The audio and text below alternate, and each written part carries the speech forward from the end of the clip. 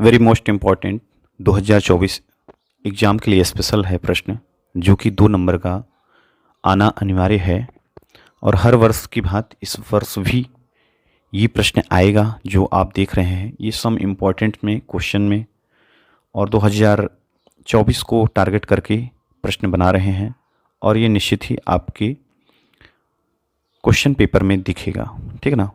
तो ये प्रश्न 2 हैं, जैसे x² माइनस 2x माइनस 8 है, और दूसरा है 6x² माइनस 3 माइनस 7x। तो इसके लिए एक फार्मूला होता है जो बेसिक द्विघात समीकरण के अकॉर्डिंग होता है, ठीक है ना। तो जो पॉलिनोमियल मीन्स होता है बहुपद, जो बहुपद का प्रश्न है उसमें कह रहा है कि निम्न द्विघात बहुपदों के शून्यक ज्ञात कीजिए और शून्यकों तथा गुणांकों के बीच के संबंध की सत्यता की भी जांच कीजिए। तो ये दोनों प्रश्न 1-1 नंबर या 2-2 नंबर के आ सकते हैं। तो इसको सॉल्व कैसे करेंगे? एक ही प्रश्न को देर तक देखेंगे, 5 मिनट तक देखेंगे, आपको निश्चित ही प्रश्न सॉल्व करने का तरीका आजीवन नहीं भूलेगा, ठीक है ना। तो आइए इसके मुख्य बिंदु को देखते हैं और महत्वपूर्ण इसके सूत्र को देखते हैं।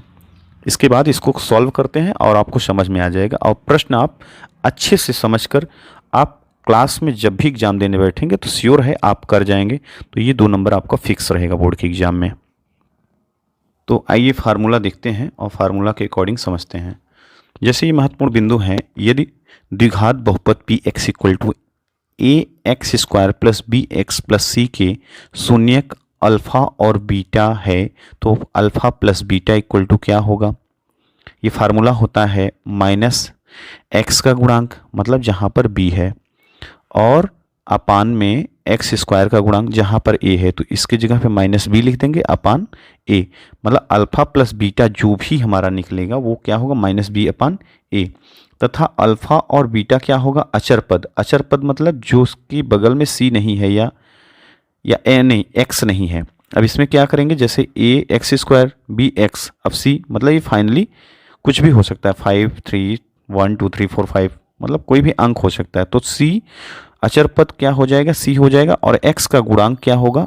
a होगा, मतलब a मतलब जो फर्स्ट इंप्रेशन में होगा x² के बगल में। तो ठीक है यहाँ तक। तो ये दोनों प्रॉपर्टी हमारे प्रश्न में ये आएगा, ठीक है ना। अब इसी में हम पूरा का पूरा फार्मूला समझ लेते हैं ताकि हर प्रश्न का उत्तर हम आसानी से दे सकें। यदि त्रिघात बहुपद, ठीक है, ट्रिपलेट पॉलिनोमियल, अगर px इक्वल टू क्या है? x क्यूब आ गया, यहाँ x² था, plus bx² plus cx plus d के शून्यक अल्फा बीटा और गामा हैं, तो क्या होगा? प्रश्न का जो एक थ्योरेटिकल फार्मूला है वो फार्मूला क्या बनेगा? बनता क्या है कि alpha plus beta plus gamma equal to minus x का गुणांक अपान एक्स क्यूब का गुणांक, मतलब जो फर्स्ट इंप्रेशन में है और जो लास्ट में है, ठीक है। इसी का खेल होता था जैसे अल्फा बीटा में होता था। अब इसमें क्या होगा? इसमें माइनस x² है, तो b के बगल में क्या है? तो इसमें सेकंड पोजीशन हम लेंगे b के बगल में, तो क्या होगा? x² का गुणांक तो क्या होगा? इसको ये प्लस था मान लीजिए या जो भी होगा, तो उसको माइनस b ही करेंगे। और x क्यूब का जो गुणांक होगा, x क्यूब मतलब a, मतलब सेकंड और फर्स्ट का खेल चल रहा है इसमें, तो x क्यूब का गुणांक क्या होगा? a होगा, ठीक है ना। Minus b upon a, minus b upon a, मतलब ये हमारा alpha plus beta plus gamma minus b upon a। अब हम समझते हैं कैसे हमें याद रहेगा। तो यदि द्विघात बहुपद px इक्वल टू ट्रिपलेट हो, चाहे जो हो, जैसा भी सामान्य हमें फार्मूला जो बहुपद था, तो उसमें प्रश्न में alpha plus beta equal to minus b upon a ही होता है। तो वैसे त्रिघात मतलब चतुर्थ घात कुछ भी हो, उसमें भी हमारा alpha plus beta gamma equal to क्या होगा? Minus b upon a। दोनों का सेम है। अब इसे हमें भटकना नहीं है, ठीक है ना। अब आता है alpha beta plus beta gamma plus gamma alpha equal to क्या होगा? x का गुणांक अपान x क्यूब का गुणांक। ट्रिपलेट में ये सब यही पूछता है, alpha beta plus beta gamma plus gamma और अल्फा, ठीक है ना। x का गुणांक लेंगे, x गुणांक क्या होगा? तीसरे पॉइंट पे c के बगल, मतलब c upon a, x cube. तो जैसे इसमें था अल्फा बीटा का, वैसे इसमें क्या हो गया, alpha beta plus beta gamma plus gamma alpha का फार्मूला सी अपान ए। तो दोनों का कंपेयरिंग करेंगे तो माइनस बी अपान ए, इसमें सी अपान ए, इसमें माइनस बी अपान ए, इसमें सी अपान ए। अगर त्रिघात का आए बहुपद या द्विघात का आए, मतलब द्विघात त्रिघात, दोनों का फार्मूला सेम बनेगा। ठीक है, हमें थोड़ी सी तरीका मालूम होना चाहिए। ठीक है ना। अब होता क्या है कि जैसे द्विघात बहुपद जिसके शून्यक अल्फा और बीटा हैं तो क्या होगा, ठीक है ना। तो उसमें क्या होता है, जैसे के हो जाता है के और x square minus alpha plus beta x plus alpha और बीटा। तो इसमें क्या होता है कि इसमें एक सामान्य तौर पर शून्यक पूछता है, शून्यक अल्फा और बीटा है तो के क्या होगा, शून्यक एक अचर राशि होगी। ठीक है ना, बहुत सामान्य है, ऐसे प्रश्न बहुविकल्पी में आ जाता है। ये वैसे ये दोनों पूछा नहीं जाता, यही दोनों पूछा जाता है जो आसानी से बच्चे कर भी पाते हैं। बोर्ड एग्जाम में जो भी होते हैं, जो भी एग्जामिनर होते हैं वो ऐसा ही प्रश्न बनाते हैं जो बच्चे आसानी से कर सकें, वहाँ उलझे ना। 3 घंटे का समय है, पता चला एक प्रश्न को ही लेकर वो उलझ गए, बाहर निकले तो उनको अच्छा नहीं लगा, मतलब ऐसा फंसाते नहीं। तो ये दोनों बहुविकल्पी में आपका आएगा। ठीक है ना, ऐसा दे दिया जाएगा त्रिघात बहुपद जिसके शून्य अल्फा बीटा और गामा है तो इतना इतना इक्वल टू, इसकी जगह पे कुछ दे देंगे, इसकी जगह पे कुछ दे देंगे, इसके जगह।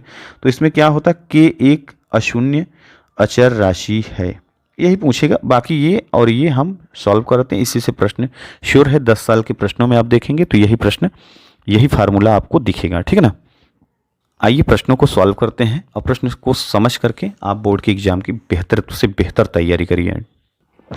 तो आइए ये प्रश्न सॉल्व करते हैं। कैसे आपको सॉल्व करना है, तो इसको टिक करेंगे और सॉल्यूशन में करेंगे।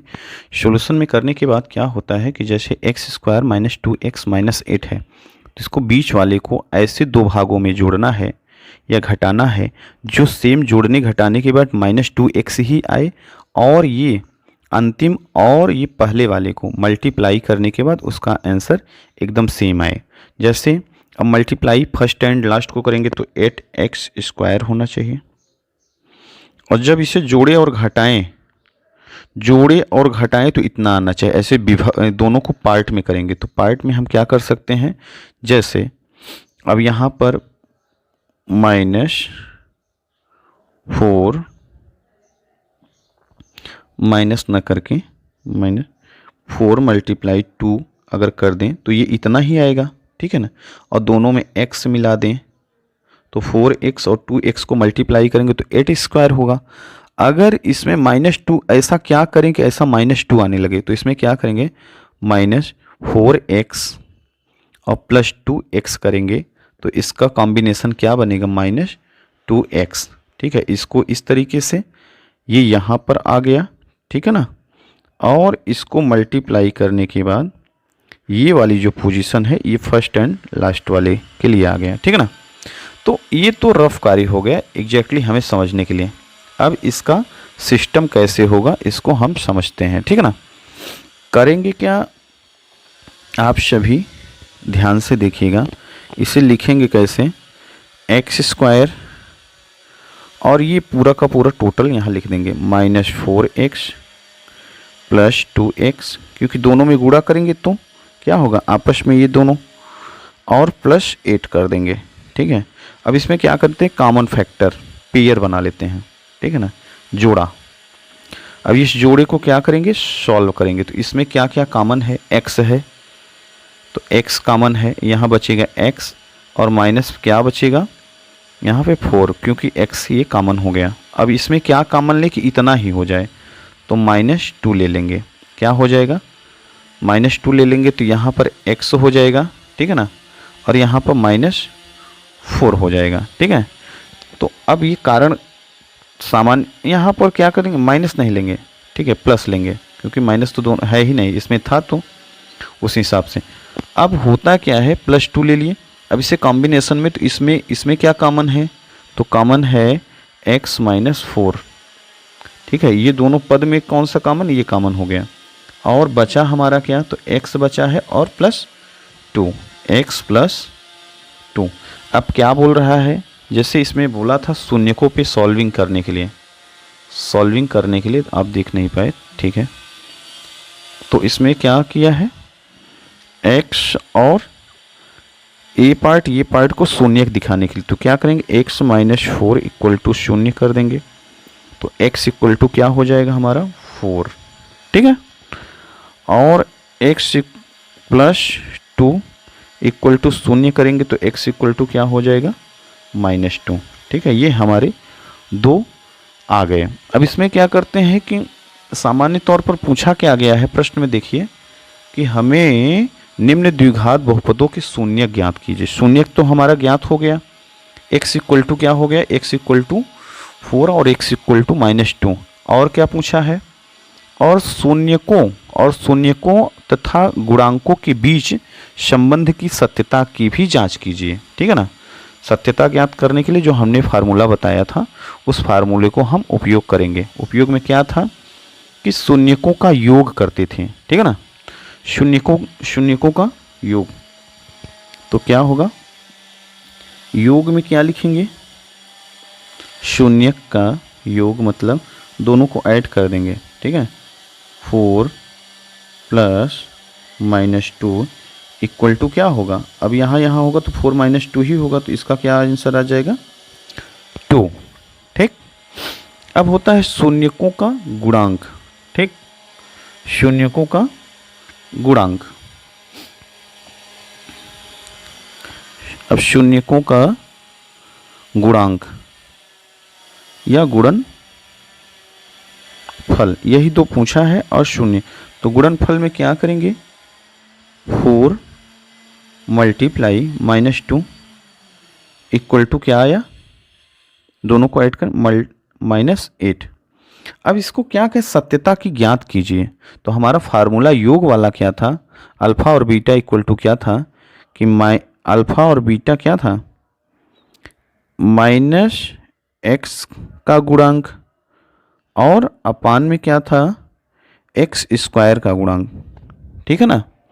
x -1, अब इसकी जगह पे -x की जगह पे क्या लिखेंगे, -x की जगह पे लिखेंगे सामान्य तौर पर हमारा जो आंसर आया है, ठीक है, माइनस। अब यहाँ पर 1 मिनट थोड़ा सा ऐसे बैक करते हैं, प्रश्न को देखेंगे। यहाँ पर x² -2x है। अगर यहाँ पर जो है इसके गुणांक में मान लीजिए ये है तो -2 होगा ना, तो हम क्या लिखेंगे, -2। अब हमारा सॉल्विंग क्या है, x के जगह पे तो इतना लिख दिए, अब यहाँ पे माइनस, ठीक, अपान x² के जगह पे क्या है, तो x² की जगह के बगल में जो है यहाँ पर a होता था तो a लिखना पड़ता था, ठीक है ना। अब इसमें क्या करेंगे, इसके बगल में तो यहाँ लिख देंगे इसके गुणांक, तो यहाँ लिख देंगे 1, क्या लिख देंगे नीचे 1, क्योंकि इनके गुणांक का ही तो हो रहा है गुणांक। अब गुणांक के बाद माइनस माइनस प्लस हो जाएगी, इसका आंसर क्या होगा, तो ये और ये हमारा इक्वल हो गया, तो योग वाला हमारा सत्यता क्लियर हो गया, ठीक है। अब गुणनफल की बात होती है, इसको भी सत्यता करना है। इसका फार्मूला हमारा क्या था, अचर पद था, ठीक, अचर पद और अपान क्या था, x² का गुणनफल। तो x² का गुणनफल अभी हमने लिखा, ठीक है, नीचे 1 होता है। अचर पद हमारा क्या था, हमारा सामान्य तौर पे ऊपर देख लेते हैं, अचर पद -8 क्या है, माइनस,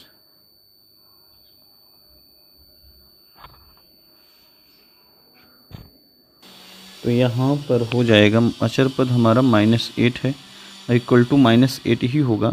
ये और ये दोनों क्या हो गए, हमारे फार्मूले से सिद्ध हो गए। तो ऐसा प्रश्न 2 प्रश्न आएगा, आप सॉल्व करिएगा और समझिएगा कैसे सॉल्व होता है। ये बहुत ही बेहतरीन प्रश्न था, ठीक है। तो आप ऐसे ही लगातार करते रहिए, आपको प्रैक्टिस करेंगे, एग्ज़ाम के हॉल में आप कर ले जाएंगे, ये श्योर है। और भी बहुत सारे प्रश्न अभी कराते हैं। अब आइए दूसरा प्रश्न है, ये 6x², इसकी भी जांच करते हैं। अब अब इसमें भी जैसे प्रश्न है, जैसे जैसे वो होगा आगे सीरियल बाई सीरियल से लिख लेंगे। स्क्वायर इधर है तो इसको 7x ऐसे बना लेंगे, -3, मतलब ये पार्ट इधर हो गया, ये पार्ट इधर सीक्वेंस में। अब 3, अब इसमें आपस में मल्टीप्लाई करेंगे तो क्या होगा, 6 त्रिक 18, 18x²। अब इसको 2 बराबर भागों में बांटेंगे तो 9 दूना 18, ठीक है। अब बीच में हम क्या लिखेंगे, अब तो आप समझ ही गए होंगे। सामान्य तौर पर यहाँ लिख सकते हैं, सामान्य तौर पे 9 दूनी 18 -9x लिख दें और +2, ये कॉम्बिनेशन बनाएंगे और यहाँ -3 है तो 3, तो ये पूरा का पूरा इसको मल्टीप्लाई करेंगे तो ये आएगा, इसको जो मल्टीप्लाई की इसको ऐड करेंगे तो -7 आ जाएगा। अब इसमें क्या करेंगे, इसको और इसको पेयर बनाते हैं। क्या क्या कॉमन है, मतलब इसमें 3 तक का 9, 3 तो कॉमन हो सकता है, x भी कॉमन हो सकता है। यहाँ बचा क्या, 3 दूना 6, 2 बच जाएगा और यहाँ पर x बच जाएगा, माइनस है ही, और 3 त्रिक का यहाँ पर 3 बच जाएगा, x नहीं बचेगा। तो अब इसमें क्या है, सेम कंडीशन, ये और ये सेम मिल रहा हो तो +1 कॉमन ले लेंगे। क्या लेंगे, 1 दोनों में है तो 2x -3। अब पूरे में क्या कॉमन है, इसमें और इसमें, तो पूरे में कॉमन है 2x -3, एक पार्ट में हो जाएगा और इधर हो जाएगा 3x, जो बचा हुआ है उसको हम सीधा का सीधा लिख देंगे, ठीक है। अब होता क्या है कि इसमें ऐसे शून्य की बात आती है तो x इक्वल टू क्या होगा, तो 2x -3 इक्वल टू 0 करेंगे तो x की वैल्यू होगी, इधर जाएगा तो ये प्लस में हो जाएगा और अपान 2 हो जाएगा, ठीक। और इसका अगर वैल्यू निकालेंगे तो 3x +1 equal to x equal to होगा -1/3, ये हमारा वैल्यू आ गया। अब इसमें क्या करेंगे, शून्य का योगफल, शून्य का योगफल डायरेक्ट और गुणनफल कर देते हैं, ठीक है। जो भी आएगा उसी को सिद्ध करना होता, तो शून्य योगफल क्या है, अब इसको योग कर देंगे तो 3/2 माइनस, अब माइनस लगा हुआ है तो वो घट जाएगा, ठीक है ना। अब इसका आंसर क्या आएगा, ठीक है। अब आपस में क्या करेंगे, 3 3 जा 9 और यहाँ जाएगा तो 2/, इसको मल्टीप्लाई करेंगे 5, और यहाँ पर जब सॉल्व करेंगे तो 7/, क्या होगा, 5 हो जाएगा, ठीक है। 7/5 ये हमारा क्या होगा, योगफल आ जाएगा। अब गुणनफल क्या करेंगे तो 3/2 -1/3, ठीक है। अब क्या करेंगे, ऊपर ऊपर कट पिट कर देंगे तो बचेगा क्या, -1/2। अब योगफल और गुणनफल जो हमारा था वो फाइनली हमारा आ गया। अब इसको सिद्ध क्या करेंगे, तो योगफल का फार्मूला क्या है, योगफल का फार्मूला और गुणनफल का हमें फार्मूला याद होना चाहिए। द्विघात समीकरण में अगर त्रिघात बहुपद है तो उसके लिए अलग फार्मूला। तो योगफल में अब हमने क्या किया, ये आपको याद करना होगा एनी टाइम, ठीक है। तो ये योगफल alpha plus beta equal to क्या होता है, -b/a, ठीक है। अब अल्फा और मल्टीप्लाई बीटा इक्वल टू क्या होता है, अचर पद c/a, c/a, तो c/a। अब -b के जगह पे क्या है, -7 है, क्या है, -7 है, तो -7 है, उसको हम सॉल्व करेंगे, ठीक है ना। तो सॉल्व करते हुए हम देखेंगे। अब वहाँ पर हमें क्या करना है, x का गुणांक करेंगे तो पूरा का पूरा हमें डायरेक्ट आंसर आ जाएगा। तो -b है, -b की जगह पे क्या लिखेंगे, यहाँ पर -7 ऑलरेडी है, इसके जगह पे यहाँ पे करेंगे a क्या है, 6 है, तो इसका आंसर -7/6 ही आएगा, जो हमारा सामान्य तौर पर इसके योगफल से हमारा एकदम सेम मिल रहा है। अब गुणनफल हमारा -1/2 आना चाहिए, तो c के जगह पे क्या है, c के जगह पे है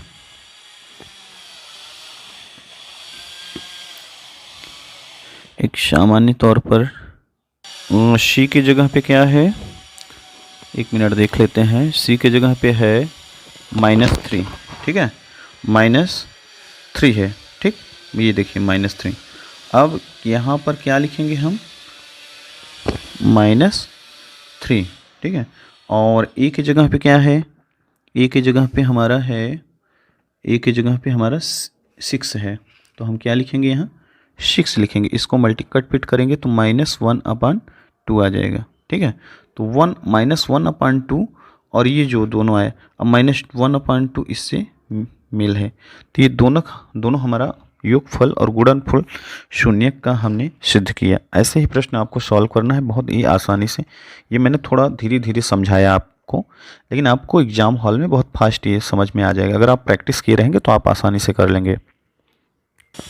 दोस्तों, ये जैसे विभाजन का एक प्रयोग करके, एल्गोरिथम्स का प्रयोग करके निम्न में से px और gx से भाग देने पर भागफल तथा शेषफल ज्ञात करने के लिए जो प्रश्न बना हुआ है, यहाँ पर हमने क्या लिया है, 3 प्रश्न लिया है। 2 से 3 प्रश्न को सॉल्व भी किए रहेंगे, जैसा समय रहेगा, जैसा आप समझ पाएंगे। तो दोस्तों, यहाँ पर है क्या, px की एक कंडीशन दी जाती है जो एक वैल्यू होती है, और gx की एक वैल्यू दी जाती है, ठीक है ना। तो सामान्य तौर पर आप सभी को बताना चाहते हैं कि इसमें भागफल होता है। जैसे px की जो वैल्यू होगी उसमें भाग देना होगा gx की, ठीक है ना। तो उस भागफल को सीखना होगा, और सीखने के जो तरीके हैं बहुत आसान शब्दों में बता देते हैं। आप देखिए वीडियो के माध्यम से। मान लीजिए हम पहला प्रश्न ले लेते हैं। क्या हमने प्रश्न लिया, px = x³ - 3x³ x² + 5x - 3 और gx = x² - 2। अब इसको क्या करेंगे, डिवाइड करेंगे। डिवाइड का जो रूल होता है, हम ऐसे मान लो प्रश्न पहला ही हम सॉल्व करने हैं, तो सॉल्व में तो हम इसको क्या करेंगे, इस तरीके से लिख लेते हैं, x³ - 3x² + 5x - 3, और किससे डिवाइड करेंगे, x² - 2, ठीक है। अब इसे सॉल्व करेंगे। कैसे सॉल्व करना है देखते हैं। अब इसको सॉल्व करते हैं, ठीक। तो अब देखेंगे कि जो इसका पहला और इसका पहला सेम हो जाना चाहिए। इसके लिए इसमें क्या मल्टीप्लाई करेंगे, तो x³ है, x² है, इसमें हम मल्टीप्लाई करेंगे x² - 2x ऐसे लिख देते हैं। तो x² बनाने के लिए इसमें x की मल्टीप्लाई करेंगे, तो इससे उत्पन्न होगा x³, लेकिन ये इसमें भी मल्टीप्लाई हो जाएगा, तो -2 और x बन जाएगा। अब इसे हम यहाँ पर रखेंगे माइनस करने के लिए, तो ये क्या करेंगे, x³ और -2x है, तो इसमें तो माइनस होगा नहीं, यहाँ पर क्या लिखेंगे, क्या लिख देंगे यहाँ 2x, ठीक है, माइनस, ठीक। अब होता क्या है कि सामान्य तौर पर अब माइनस करेंगे तो यहाँ माइनस, यहाँ माइनस, तो होगा क्या, ये माइनस माइनस प्लस हो जाएगा, ठीक है, और ये माइनस से माइनस कट जाएगा, ठीक। तो यहाँ सामान्य तौर पे कुछ नहीं बचेगा।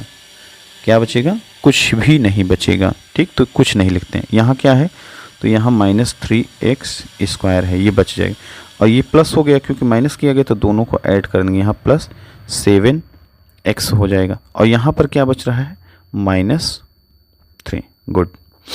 अब फिर इसी को उठाएंगे। अब इसमें क्या मल्टीप्लाई करेंगे, ये वाला पद आ जाए, तो जैसे अब ये था, तो अब x² - 2 है, अब इसमें क्या ऐड करेंगे, मल्टीप्लाई करेंगे, ये पद हो जाए -3, तो यहाँ हो जाएगा -3x², ये माइनस माइनस प्लस हो जाएगा, +3 × 2 6, ठीक। यहाँ लिख देंगे -3x² और +6 है, तो यहाँ तो लिखा नहीं जाएगा, यहाँ +6, ठीक है। अब क्या होगा, इसमें ये माइनस होगा, ये माइनस, तो माइनस ये पूरा कट जाएगा, यहाँ कुछ लिखना नहीं है। यहाँ 7x है, तो +7x, तो +7x को 7x ही लिख सकते हैं। यहाँ माइनस करेंगे तो माइनस माइनस क्या हो जाएगा, माइनस ही ऐड हो जाएगा, तो ये 6 3 9 हो जाएगा, ठीक है। तो यहाँ तक आपको समझ में आ गया होगा, ठीक है।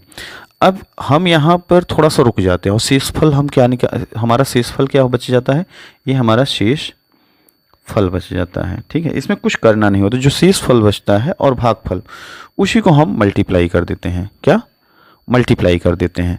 अब हुआ क्या, एक हमें सामान्य तौर पे बातों को समझना होगा। इसमें जो हमारा भागफल बचा हुआ है, वो क्या है, अब इसको तो हम सिरसली नज़र से ऐसे लगाते जाते हैं, तो एक साइड जो रफ होता है उसको लिखते जाते हैं, लास्ट में हम उसको कर। अब जैसे यहाँ -3 था, ठीक, यहाँ पर x हमने मल्टीप्लाई किया, तो ये हम यहाँ पर लिख देते हैं, जैसे छोटे बच्चे गुणा भाग करते हैं तो गुणा भाग, ये भागफल बचेगा तो x यहाँ लिख देंगे। अब इसमें क्या मल्टीप्लाई किए हैं तो -3, ठीक है। हमारे पास क्या क्या है, ये है और ये पोर्शन और ये पूरे।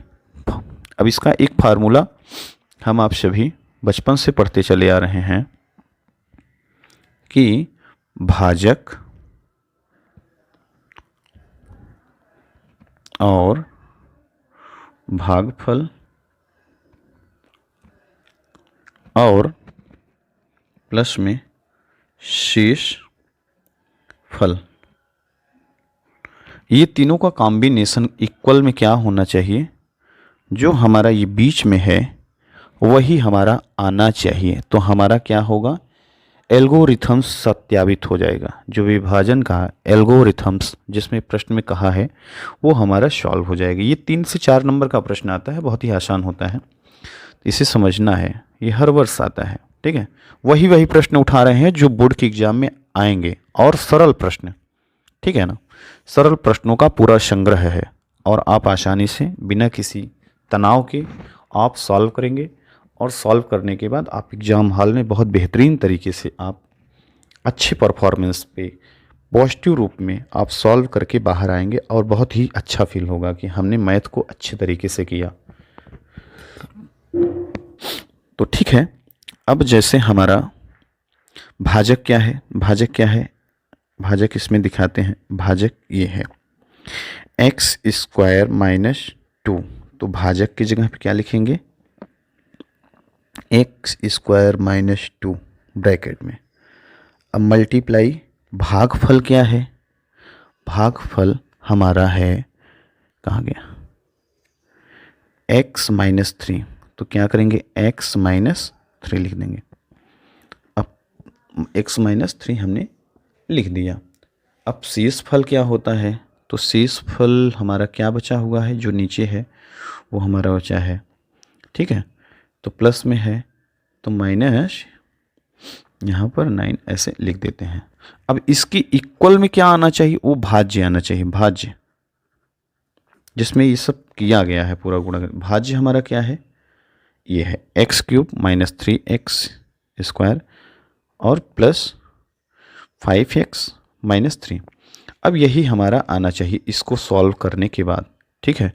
तो सॉल्व करने का तरीका बहुत ही बेहतरीन है, ठीक है। मैं ऐसे इसको सॉल्व करता हूँ, x³ और फिर इसमें कर देता हूँ तो -3x², और अब बारी बारी से इसको इसमें करेंगे तो -2x होगा, इसमें करेंगे तो प्लस, क्योंकि माइनस माइनस प्लस, और 3 दूना 6 हो जाएगा, और प्लस 7x और -9।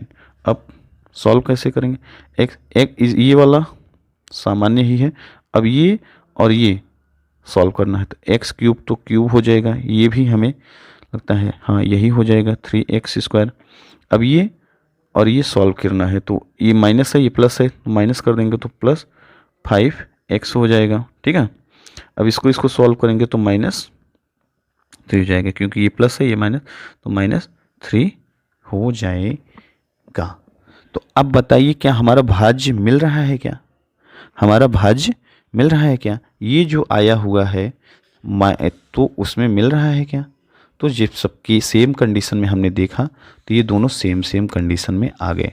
तो ये हमारा एल्गोरिथम्स जो प्रयोग करके हमने विभाजन की प्रक्रिया को सत्यापित किया, इसी से हमें 3 से 4 नंबर के प्रश्न आते हैं, और बहुत ही आसान आते हैं, जो हम बहुत आसान भाषाओं में कर लेते हैं। और ऐसा माना जाता है कि एग्ज़ाम के लिए बहुत ही रामबाण है, और अब समय बहुत हो जा रहा है, वीडियो बढ़ता जा रहा है, तो आप सभी ऐसे प्रश्नों के माध्यम से सॉल्व करिए, ये और ये आप सॉल्व करिएगा, और ये प्रश्न बेहतरीन, तीनों में से कोई एक प्रश्न आएगा, और बहुत ही आसान शब्दों में आप सॉल्व करेंगे, एग्जामिनर आपको अच्छा नंबर देगा, ठीक है। धन्यवाद। अभी आपको और भी प्रश्नों का संग्रह बना करके आपको वीडियो के माध्यम से दिखाएंगे। बने रहिए इस वीडियो में, जितने भी लोग देखिए आसान से शब्दों में देख लीजिए, लिंक आपको प्रोवाइड कर देते हैं, जितने भी हमारे स्टूडेंट हैं 2 4 5 आपकी संख्या में ऐसी है जो हर समय डिमांड करते हैं सर हमें बता दीजिए, तो ये वीडियो देखिएगा, आपको अच्छे से आ जाएगा, कोई दिक्कत नहीं है।